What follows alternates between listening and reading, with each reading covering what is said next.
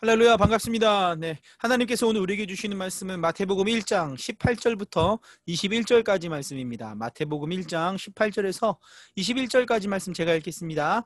예수 그리스도의 나심은 이러하니라. 그의 어머니 마리아가 요셉과 약혼하고 동거하기 전에 성령으로 잉태된 것이 나타났더니 그의 남편 요셉은 의로운 사람이라 그를 드러내지 아니하고 가만히 끊고자 하여 이 일을 생각할 때에 주의 사자가 현몽하여 이르되 다윗의 자손 요셉아 내 아내 마리아 데려오기를 무서워하지 말라. 그에게 잉태된 자는 성령으로 된 것이라.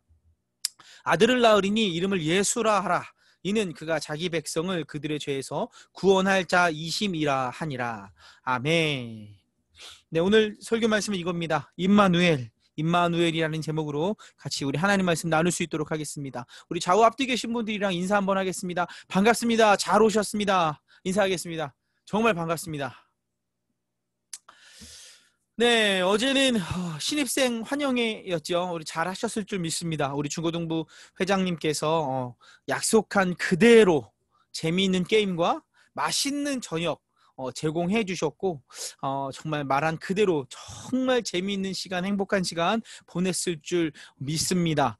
왜냐하면 우리 중고등부 정말 새로 임원진에 뽑히신 분들 정말 최선을 다해서 힘을 다해서 노력하고 신실하게 자기 일을 다 하고 있기 때문입니다. 이렇게 또 특별히 하나님이 약속하시면 지키는 것처럼 우리 중고등부 임원들도 우리 그루터기 임원들도 약속하고 성취하는 약속을 지키는 중고등부이기 때문입니다.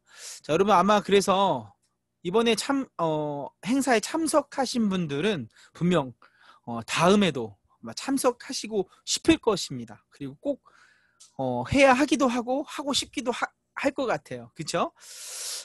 정말 우리가 약속한 그대로 성취되는 일을 본다는 건 참으로 행복한 것이죠.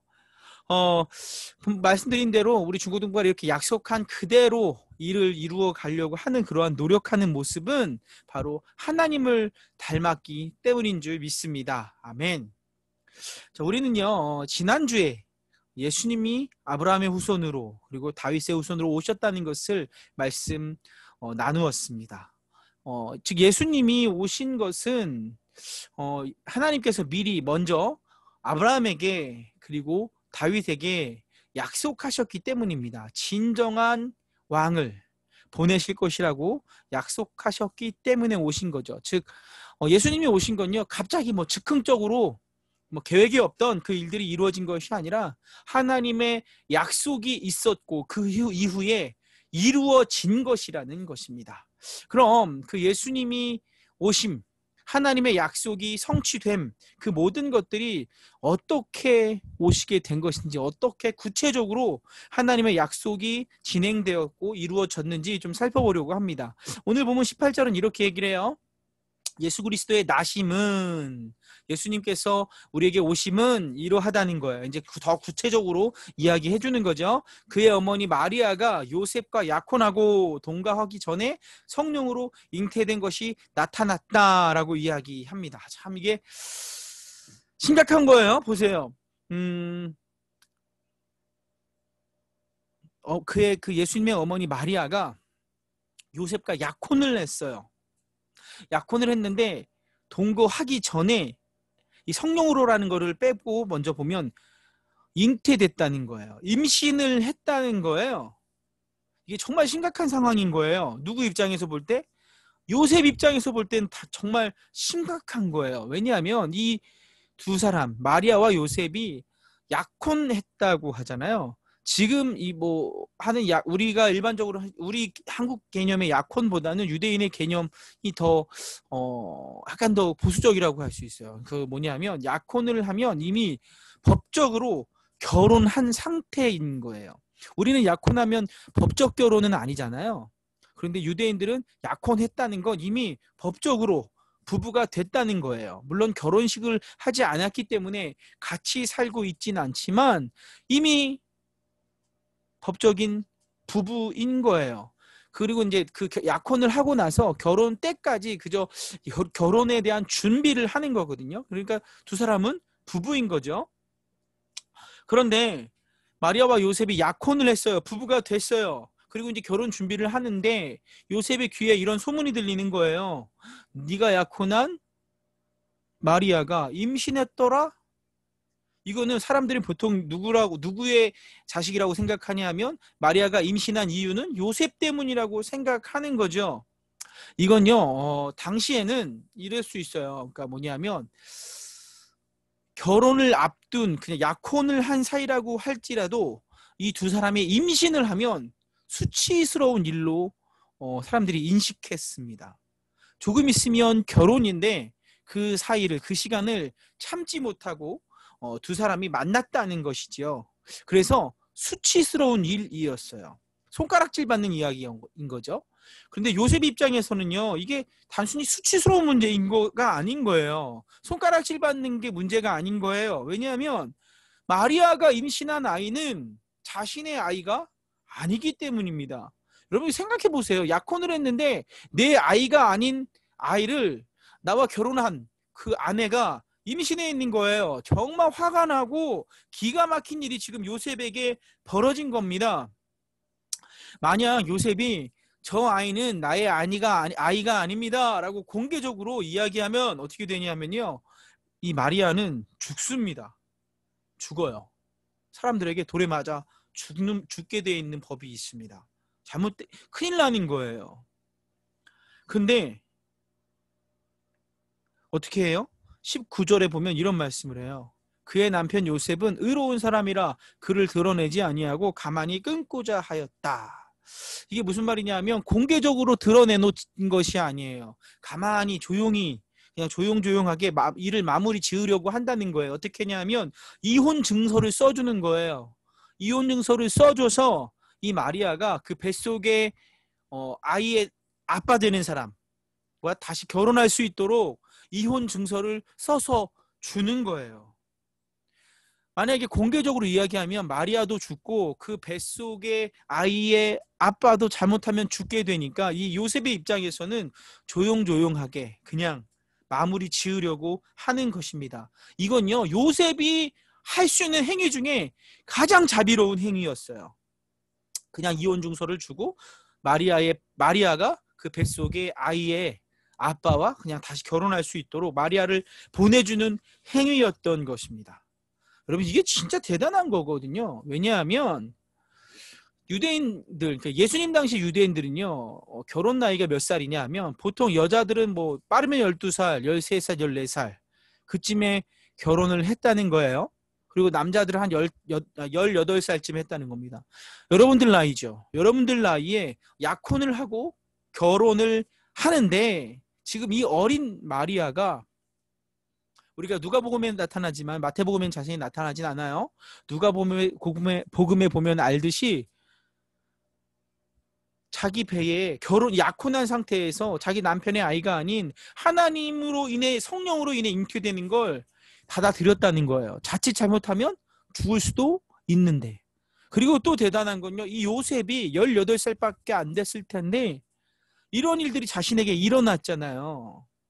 그런데 그 일을 크게 만들지 않고 조용하게 많은 사람이 다치지 않게 성숙하게 일을 처리하려 했다는 것이에요. 정말 대단한 행동인 거죠. 그리고 계속해서 성경을 살펴보면 또 이렇게 얘기를 해요. 요셉이 그렇게 생각을 했다는 거예요. 조용하게 일을 끝내야겠다라고 생각할 때에 주의 사자가 현몽하여 다윗의 자손 요셉아 네 아내 마리아 데려오기를 무서워하지 말라 그에게 잉태된 자는 성령으로 된 것이라 라고 말했다는 거예요. 요셉에게 정확하게 말해준 거예요. 그 아이는 네가 모르는 어떤 남자의 아이가 아니라 성령의 능력으로 하나님의 능력으로 잉태된 것이야. 그러니까 어떻게 해요? 이혼하지 말라는 거예요. 그리고 아들을 낳을 것이니 어떻게 해요? 그 이름을 예수라 하라고 말을 합니다. 자, 예수님 그 이름은요, 구약 시대에 여러분 다 아는 사람, 유명한 사람 여호수아 아시죠? 여호수아라는 이름과 똑같은 이름입니다. 여호수아를 히브리어죠. 히브리어 여호수아를 헬라어로 음역하면요, 소리가 나게 바꾸면 그냥 이에수스라고 했대요. 그 예수스를 이제 우리 번역으로 그냥 예수라고 번역한 거죠. 그러니까 여호수아 그리고 예수 동일한 뜻을 갖고 있는 거예요. 여호와는 구원이시다라는 뜻인 겁니다. 자, 그런데 그 예수님, 여호와는 구원이시다라는 뜻을 가진 그 예수님의 이름, 그 예수님이 하실 일이 뭐예요? 자기 백성을 그들의 죄에서 구원할 자라는 겁니다. 여기서 중요한 단어가 이것도예요. 자기 백성. 여러분, 예수님이 지금 아기로 오시는데 자기 백성이 있대요. 즉 나의 백성이 있다는 건 뭐예요? 왕이라는 뜻입니다. 예수님은요, 처음부터 뭐로 왔어요? 왕으로 오셨다는 거예요. 그런데 그 왕으로 오신 예수님이 자신의 백성을 어떻게 하시냐? 죄에서 구원하신다는 것입니다. 여러분은 죄하면 무엇이 떠오르시나요? 죄하면 거짓말하고 욕하고 게으르고 밤새도록 게임하고 기도도 안 하고 성경도 읽지도 않고 부모님이 뭐라고 하면 잔소리하지 말라고 대들기나 하고 동생 괴롭히고 하는 것, 그것들이 죄인가요? 네, 맞아요. 죄입니다. 네, 이게 죄가 맞아요. 그런데 엄밀히 말하면 죄가 아니고요. 죄의 결과입니다. 죄는 뭐냐 하면요. 죄는 딱 하나예요. 뭐냐 하면 하나님을 떠난 것이 죄입니다. 하나님을 믿지 않는 게 죄예요. 즉 하나님을 떠났기 때문에 게으르고 악하고 싸우고 말 안 듣고 대들고 하는 거예요. 죄의 열매가 나타나는 거죠. 하나님을 믿지 않았기 때문에 그러한 일들이 나타난다는 거예요. 그런데 예수님이 오셔서 하는 일이 뭐예요? 죄에서 우리를 구원하신다는 겁니다. 즉 다른 말로 하나님을 믿지 않고 떠나버린 우리를 하나님과 연결시키신다는 거예요. 예를 들면 이런 사진 혹시 보셨을지도 모르겠어요. 사람이 있고 하나님이 있습니다. 둘의 관계는 원래 끊어져 있어요. 근데 누가 연결시키신다고요? 예수 그리스도의 십자가만 그 사람과 하나님과의 갈라진 그 관계를, 깨어져 버린 그 관계를, 떨어져 버리는 그것들을 연결시킬 수 있다는 거예요. 오직 예수님만 다리가 되신다는 겁니다. 오직 예수님만 우리를 죄에서 구원할 자라는 것입니다. 아멘. 자, 그런데 여기 의문점이 들지 않습니까? 보세요. 예수님은 왜 결혼도 하지 않은 마리아에게 오셨냐는 거예요. 왜 결혼도 하지 않은 이 요셉의 집안으로 왔냐는 거예요. 실제적으로 보세요.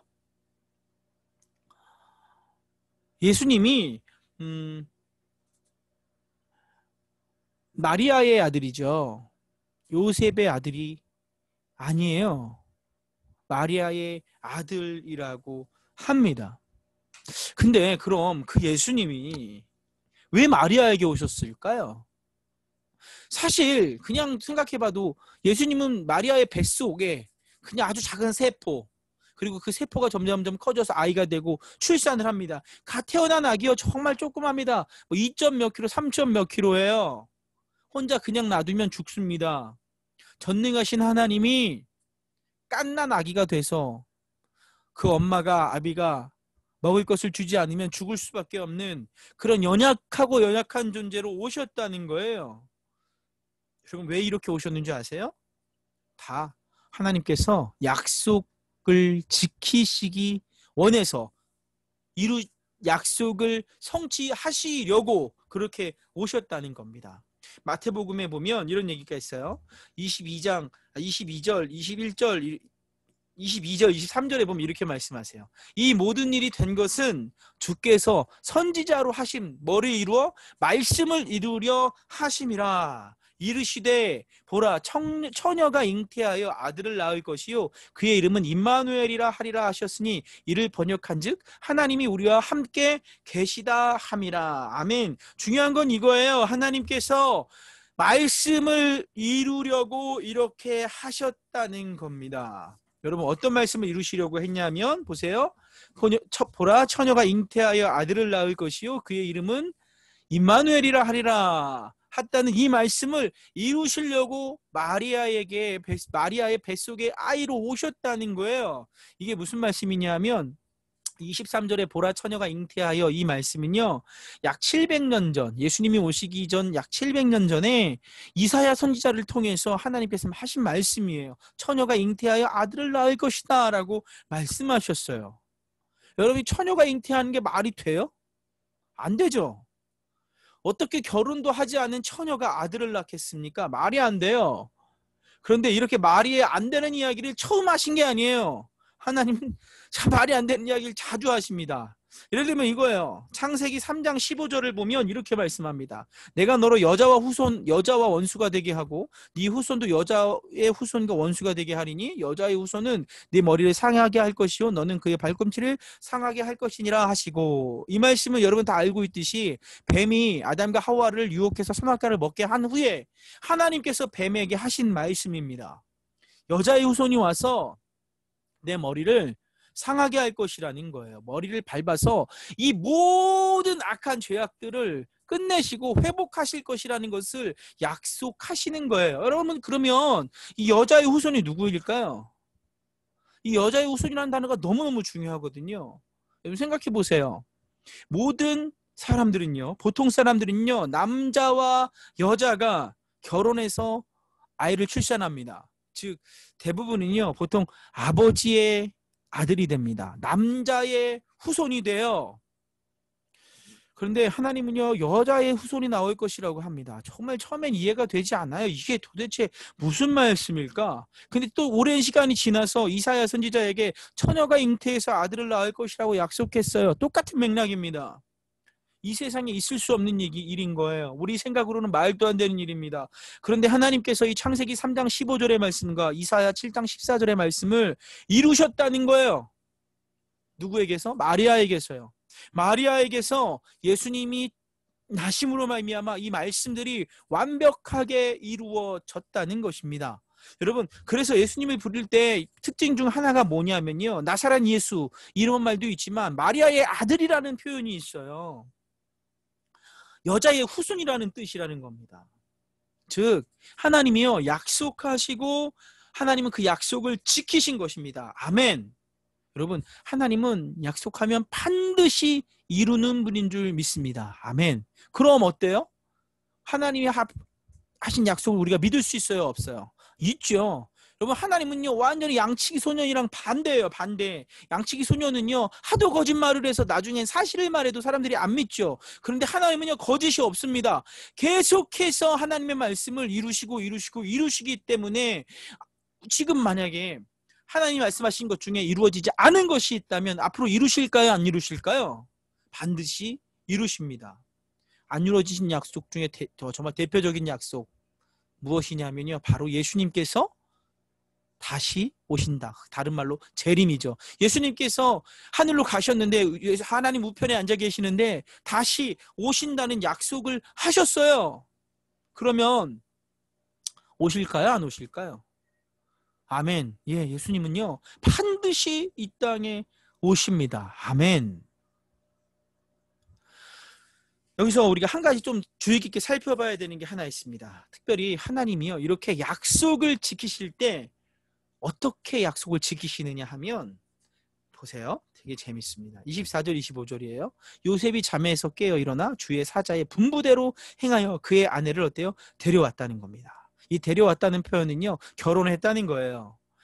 유대인들의 관습은요 남자와 여자가 결혼을 하면 남편이 아내를 데려온다 그럽니다. 자신이 준비한 그 신혼집으로 아내를 데리고 와요. 그러니까 이 표현을 쓰는 거고요. 결혼을 한 거죠. 그러고 나서 무슨 말인, 이게 왜 요셉이 데려왔냐면요 그 천사의 말을 듣고 믿은 거예요. 그리고 어때요? 순종한 것입니다. 데려오기를 두려워하지 마라 그랬더니 두려워하지 않고 데려온 거예요. 그리고 나서 아들을 낳기까지 동침하지 아니하였고 이름을 예수라 한 것입니다. 완벽한 여인의 후손이 된 거예요. 요셉의 후손이 아니라 누구요? 마리아의 후손인 겁니다. 마리아의 아들인 거죠. 다른 말로 여인의 후손인 겁니다. 자, 여기서 중요한 게 이거예요. 하나님은 일하십니다. 근데 일할 때 혼자 일하시지 않고요. 누구랑 같이 일하시냐면요. 하나님과 함께 하실 그 사람을 찾으십니다. 하나님의 말씀에 순종하는 사람을 찾으시고 그 사람과 함께 하신다는 거예요. 오늘은 누구요? 요셉이요. 요셉이 하나님의 말씀을 믿었다는 겁니다. 믿고 순종했어요. 그랬더니 어떻게 됐어요? 예수님이 태어난 거예요. 만약에 이 요셉이 순종하지 않았다면 예수님이 이 땅 가운데 오시지 못했을 수도 있어요. 전능하신 그 하나님이 하나님의 뜻대로 못하실 수도 있다는 거예요. 참 안타까운 거죠. 그러지 않았지만 그런 가능성을 본 거예요. 그러니까 그만큼 순종하는 사람이 이렇게 중요하다는 뜻으로 제가 말씀드리고 있는 겁니다. 요셉이 순종했기 때문에 예수님이 태어나신 거예요. 물론 하나님의 뜻 가운데 이루어져가는 일이죠. 하나님이 이 요셉의 순종 때문에 하나님의 약속을 성취하셨다는 겁니다. 분명 하나님은요, 인간의 도움 없이도 하나님의 약속을 이루실 수 있습니다. 하나님의 뜻을 이루어 가실 수 있어요. 그런데 하나님은요, 혼자 하시지 않고 하나님께 순종하는 자와 함께 하시고 그 사람에게 영광을 주신다는 거예요. 여러분, 하나님과 함께 일한다는 건요, 너무나 소중한 거예요. 생각해 보세요. 누가 하나님이랑 함께 일할 수 있습니까? 아무도 할 수 없어요. 근데 함께 할 수 있다는 건 하나님이 여기 계시면 그 똑같은 동일산성에 우리 사람을 갖다 두신다는 거예요. 동일하게 귀한 존재가 되게 하신다는 거예요. 여러분, 그러면 이렇게 볼 수 있어요. 이 세상 가운데 가장 귀한 존재, 그 귀한 존재가 뭐냐면요, 바로 우리가 하나님의 말씀에 순종해서 하나님의 뜻대로 살아갈 때 정말로 하나님이 귀하게 보실 만큼 귀한 존재가 된다는 것입니다. 아멘. 하나님은요, 반드시 약속을 이루십니다. 그리고 앞으로도 하나님이 하신 약속을 이룰 겁니다. 가장 큰 약속, 예수님은 반드시 재림하실 겁니다. 그리고 오셔서 예수님을 믿는 자들을 천국으로 이끄실 것이고요, 예수님을 믿지 않는 자들을 지옥 가게 하실 겁니다. 이 약속은 반드시 이루어질 겁니다. 그렇게 하나님은 또 이렇게 약속하셨어요. 다니엘서입니다. 다니엘서 12장 3절에 보면 이런 말씀이 있어요. 지혜 있는 자는 궁창의 빛과 같이 빛날 것이요, 많은 사람들을 옳은 대로 돌아오게 한 자는 별과 같이 영원토록 빛나리라. 아멘. 많은 사람을 옳은 대로 돌아오게 하는 자, 이 자가 누구냐 하면요, 가난합니다. 많은 사람을 예수님께로 돌아오게 하는 자를 말하고 있어요. 즉 하나님의 말씀에 순종하고 하나님의 뜻대로 살아서 하나님을 나타내고 하나님의 뜻이 이루어지며 하나님을 사람들에게 전하여 주는 사람, 하나님의 말씀에 순종하는 사람, 그 사람은 어떻게 돼요? 별과 같이 영원토록 빛나게 된다는 것입니다. 여러분이 하나님의 말씀, 이 약속, 이 성경을 믿고요, 하나님의 말씀에 순종하면서 많은 사람을 예수님께로 돌아오게 한다면 세상에서 가장 귀한 인생, 정말 영원토록 빛나는 그 인생이 될 줄 믿습니다. 정말로 우리 모두가 그렇게 순종하여서 하나님의 약속을 믿고 순종하여서 별과 같이 빛나는 인생 되기를 주의 이름으로 축복합니다. 다 같이 기도드리겠습니다. 하나님 감사합니다. 하나님, 오늘도 하나님의 말씀을 주시고 우리가 하나님의 말씀을 믿게 하시니 감사합니다. 하나님은 반드시 말씀하시고 이루시는 분인 줄 믿습니다. 요셉은 자신의 인생을 걸고 순종합니다. 그리하여서 예수님이 오시는 그 길을 이루시는 그 길에, 하나님의 뜻을 이루시는 그 길에 하나님과 동역하는 자가 되었습니다. 평생에 정말로 이 성경에 기록되어서 사람들에게 칭찬받는 사람이 되었습니다. 하나님, 우리도 하나님의 말씀을 믿고 순종하여서 영원토록 빛나는 별과 같이 되는 아름다운 사람 되기를 주의 이름으로 축복합니다. 기도합니다. 원합니다. 하나님, 우리와 함께하여 주시옵소서. 예수님의 이름으로 기도드립니다. 아멘. 축도하며 예배를 마치겠습니다. 지금은 우리 구주 예수 그리스도의 은혜와 하나님 아버지의 극진하신 사랑하심과 성령님의 교통하시고 인도하심이 말씀을 듣고 나는 요셉처럼 순종하겠다, 영원히 그리고 반드시 이루실 하나님의 말씀을 믿고 요셉처럼 순종하겠다, 그래서 영원히 빛나는 별처럼 살겠다라고 결심하며 돌아가는 하나님의 권속들 머리 위에 영원토록 함께 하시길 축원하옵나이다. 아멘. 하나님께 영광의 박수 올려드리겠습니다. 감사합니다.